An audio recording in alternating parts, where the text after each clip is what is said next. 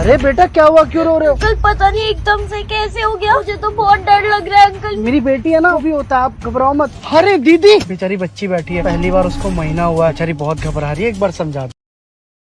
रुक जा बेटा, मैं संकट मोचन हनुमान हूँ। मैं तेरे सभी संकट दूर कर दूंगा। तू इस वीडियो को लाइक करके चैनल को सब्सक्राइब कर ले और कमेंट में जय श्री।